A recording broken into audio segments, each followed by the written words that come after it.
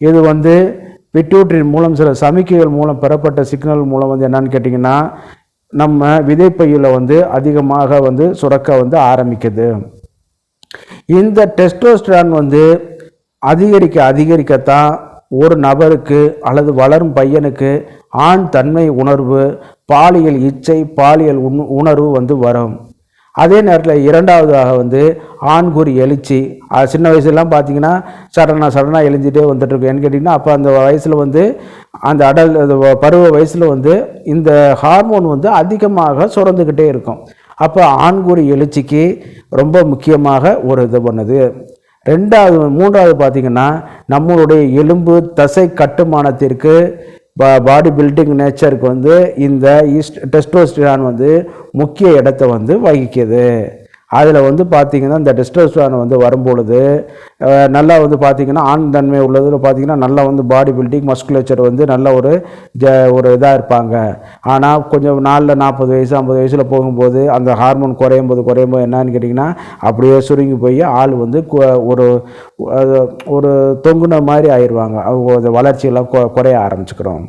அடுத்து வந்து பார்த்திங்கன்னா ஸ்பெர்ம் கவுண்டை வந்து விந்தணுக்களுடைய உற்பத்தி எண்ணிக்கை அதிகரிக்கிறதுல முக்கிய இடத்துல வந்து இருக்கிறது வந்து இந்த டெஸ்டோஸ்டரானுங்கிற ஒரு ஹார்மோன். சரிங்கன்னு கேட்டிங்கன்னா ஆமாம், இது வந்து இது குறைய விந்தணுக்கள் உற்பத்தியும் குறைய ஆரம்பிச்சிடும். விந்தணுக்கள் வந்து உயிரோட்டமாக நீந்தி செல்லக்கூடிய ஒரு இதுகளில் வந்து இதில் வந்து குறைய ஆரம்பிச்சுக்கிறோம். அந்த அளவுக்கு முக்கியத்துவம் வாய்ந்த அந்த ஹார்மோனை நம்ம எப்படி இயற்கையான முறையில் வந்து அதிகரிக்கலாம். சரிங்களா? இந்த இடத்துல வந்து பார்க்கும் பொழுது பார்த்திங்கன்னா நம்பர் 1 இடத்துல இருக்கிற வந்து பார்த்திங்கன்னா ஃபிசிக்கல் எக்ஸசைஸ். நன்றாக எந்த நேரத்தில் விடனா மாலை நேரத்தில் வந்து ஓடி விளையாடும் பொழுது நல்ல எக்ஸசைஸ். மாதிரி அடைச்ச இடத்துல பண்ணாதீங்க தயவுசெய்து. நல்லா ஓடி விளையாண்டு இந்த மாதிரி இதில் பண்ணும்போது சூரிய ஒளியில் மாலை நேரத்தில் பண்ணும் பொழுது அதில் விட்டமின் D3 வந்து உருவாகி இந்த ஹார்மோன் சிந்தசிஸ் பண்ணுறதுக்கு முக்கிய இடத்தை வகிக்குது. விட்டமின் D3 இல்லாமல் நீங்கள் இந்த ஹார்மோனை வந்து உற்பத்தி பண்ண முடியாது. சரிங்களா? அதனால தான் நல்ல எக்ஸசைஸை வந்து எப்போ எதில் பண்ணணும்னு கேட்டிங்கன்னா மாலை நேரத்தில் வந்து சூரிய ஒளி அந்த நேரத்தில் வந்து அந்த சூரிய ஒளியில் வந்து அதிகமாக இருக்கும். சரிங்களா?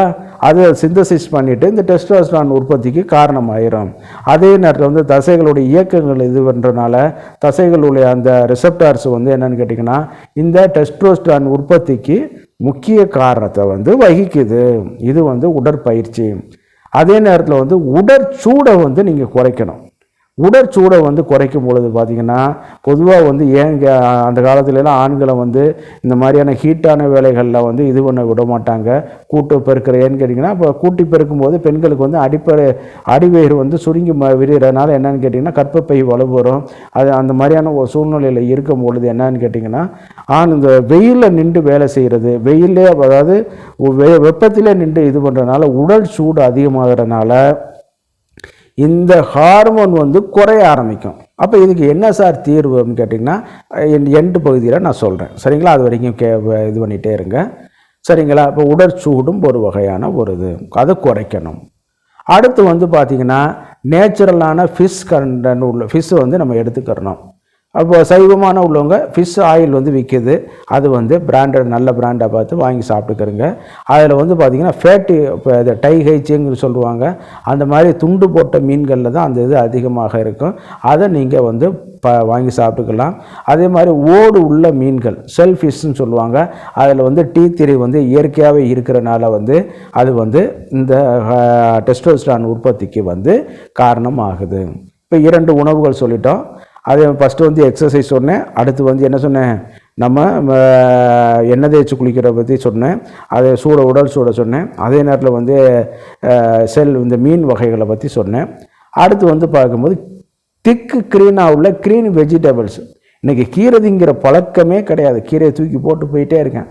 ஏதாவது ஒரு நாளைக்கு ஒரு உணவில் வந்து ஒரு கீரை, ஒரு பழம், ஒரு விதை, ஒரு பருப்பு, இது வந்து எடுத்துக்கிட்டே இருக்கணும். ஒரு முட்டை வந்து எடுத்துகிட்டே இருக்கணும். சரிங்களா? அப்போ எடுத்தால் தான் இந்த க்ரீன் வெஜிடபிள்ஸில் வந்து மெக்னீசியம் கண்டென்ட் வந்து அதிகமாக இருக்கும். வேறு மெக்னீசியம் வந்து எந்த உணவுப் பொருளையும் நீங்கள் சப்ளிமெண்ட் பண்ண முடியாது எக்ஸப்ட் க்ரீனி வெஜிடபிள்ஸை தவிர்த்து. நல்லா வந்து பார்த்திங்கன்னு கேட்டிங்கன்னா அந்த மாதிரியான இதில் வந்து கீரைகள் இதுகள்லாம் சாப்பிடும் பொழுது உங்களுக்கு வந்து அந்த மெக்னீசியம் தூண்டப்பட்டு இதில் வந்து அதிகமாக வர ஆரம்பிக்கும். இந்த டெஸ்டோஸ்டரான் வந்து இயற்கையாகவே கட்டுமானத்தில் வந்து வர ஆரம்பிக்கும். சரிங்களா? அதுக்கான நேச்சுரல் கண்டென்ட் வந்து நம்ம கொடுக்கணும். அடுத்து வந்து பார்த்திங்கன்னு கேட்டிங்கன்னா முட்டையில் வந்து பார்த்திங்கன்னா அதிகமான இந்த ஆக்சிடோசின் ப்ராப்பர்ட்டியும் இருக்குது, ஃபேட் கண்டென்ட்டும் இருக்குது. ஏறத்தாழ ஒரு முட்டை வந்து 35லேருந்து 40 கிராம் அளவு போல் இருக்கணும். இன்றைக்கி அந்த அளவுக்கு முட்டையெல்லாம் கிடையாது. வெட்டினேரியன்ஸ்கிட்ட வேணால் கேட்டு பாருங்கள். ஏறத்தாழ அந்த அளவுக்கு உள்ள முட்டையில் 5 கிராம் அளவு போல் புரோட்டீன் கண்டென்ட் வந்து இருக்கும். இந்த புரோட்டீன் கண்டென்ட் வந்து டெஸ்டோஸ்டரான் ஹார்மோனை சிந்தசிஸ் பண்ணி அது கட்டுமானத்துக்கு வந்து இது பண்ணி கொடுக்க ஆரம்பிக்குது. அதே நேரத்தில் வந்து மில்க் கண்டென்ட் வந்து நம்ம எடுத்துக்கிறது மூலமாக கூட இந்த டெஸ்டோஸ்டரானை வந்து அதிகப்படுத்தலாம். அதே இதில் வந்து பார்த்திங்கன்னா இந்த கோகோ ப்ராடக்ட் வந்து பார்த்திங்கன்னா இந்த கோகோ ப்ராடக்ட்டுகள் வந்து நம்ம எடுத்துக்கிற பொழுது, அதாவது சாக்லேட் இந்த மாதிரியான இது சுகர் இல்லாமல் பார்த்துக்கிறோங்க. அதில் வந்து என்னென்னு கேட்டிங்கன்னா இயற்கையான அந்த கஃபின் மூலக்கூறுகள் வந்து இருக்கும் பொழுது இந்த டெஸ்டோஸ்டரானை அதிகப்படுத்துவதற்கும் வாய்ப்புகள் அதிகம். சரிங்களா? அதனால் சாக்லேட் வந்து பிளாக் சாக்லேட்லாம் அன்றைக்கி வந்து நல்ல ரேட்டாக இருக்கும். நல்ல இனிக்கிற சாக்லேட் வந்து விலை கம்மியாக இருக்கும். கசக்கிற சாக்லேட் வந்து விலை கூட. ஆனால் அந்த கசக்கிற சாக்லேட்டோட மருத்துவ மகத்துவம் இந்த டெஸ்டோஸ்டரானை பில்ட் பண்ணுறதுல வந்து இருக்கும். சரிங்களா? அதனால் அதை நல்லா நிறையா சாப்பிட்டுக்கிறங்க. சுகர் மட்டும் இல்லாத அளவுக்கு கொஞ்சம் கண்ட்ரோல் பண்ணி பார்த்துக்கிறங்க. அடுத்து வந்து அவகேடோன்னு ஒரு ஃப்ரூட், பட்டர் ஃப்ரூட்னு நம்ம சொல்லுவோம்.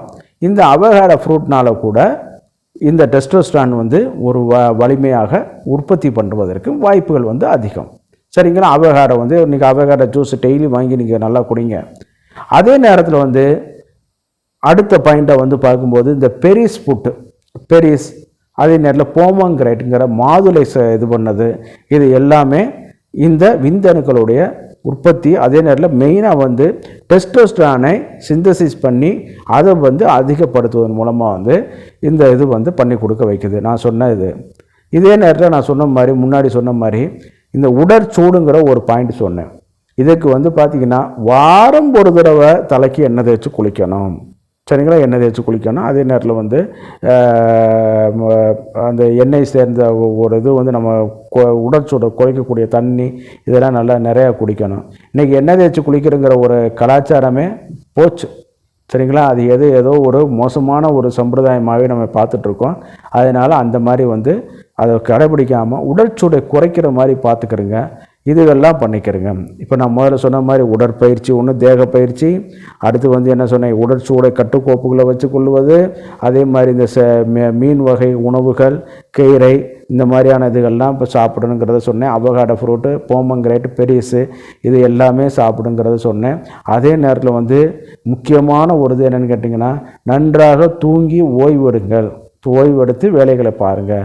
ஏன்னு கேட்டிங்கன்னா டிப்ரெஷன் அது மாதிரி தூக்கம் இல்லாமல் இருக்கும்போது, லாஸ் ஆஃப் இன்சோம்னியாவாக இருக்கும்போது என்ன ஆகுதுன்னு கேட்டிங்கன்னா உடற்சூடு அதிகமாகி இந்த ஹார்மோன்ஸ் வந்து சிந்தசிஸ் ஆகிறது குறைஞ்சி போயிடும். சரிங்களா? அதனால தான் தூக்கத்துக்கு ஆண்மைக்கும் நிறைய இன்டர் ரிலேஷன் வந்து பல தொடர்புகள் வந்து இருக்குது.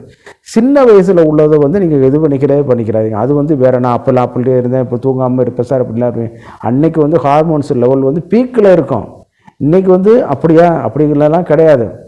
வயதாக அந்த இது வந்து டெஸ்டோஸ்டரான் குறையவே ஆரம்பிக்கும்.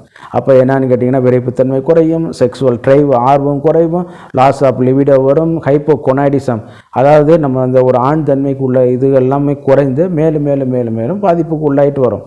இது எல்லாமே ஒரே ஒரு ஹார்மோனால் வரக்கூடிய ஒரு இது டெஸ்டோஸ்டரான். அப்போ நம்ம என்ன பண்ணணும், அந்த டெஸ்டோஸ்டரானை வந்து முறையாக வந்து உற்பத்தி பண்ணுறதுக்கு இந்த மாதிரியான இயற்கையான ஒரு இது வந்து நம்ம சேர்த்துக்கிறோம். சில நேரம் ஹார்மோன் ரீப்ளேஸ்மெண்ட் தெரப்பி வந்து நம்ம எடுத்துக்கிட்டோம்னாலும் அது வந்து சில நேரம் மருத்துவருடைய பார்வையில் பராமரிப்பில் வந்து பண்ணணும். அது வந்து நிறைய செலவுகள் வந்து பிடிக்கும். அதனால் நீங்கள் அந்த மாதிரி உள்ளதுகளை வந்து வேண்டியதில்லை. அதுக்கு இந்த மாதிரியான இதுகளை வந்து இது பண்ணிகிட்டே இருங்க, உணவில் சேர்த்துக்கிட்டு இருங்க, பயிற்சிகள் பண்ணிகிட்டே இருங்க. இந்த டெஸ்டோஸ்டரான் இயற்கையாகவே உங்களுக்கு தூண்டப்பட்டு உங்களுக்கு ஆண் தன்மை, ஆண் உணர்வுகள் இதெல்லாம் வந்து அதிகப்படியாக வந்து உங்களுடைய தாம்பத்திய வாழ்க்கையை வந்து சிறப்பிக்க வைக்கும்.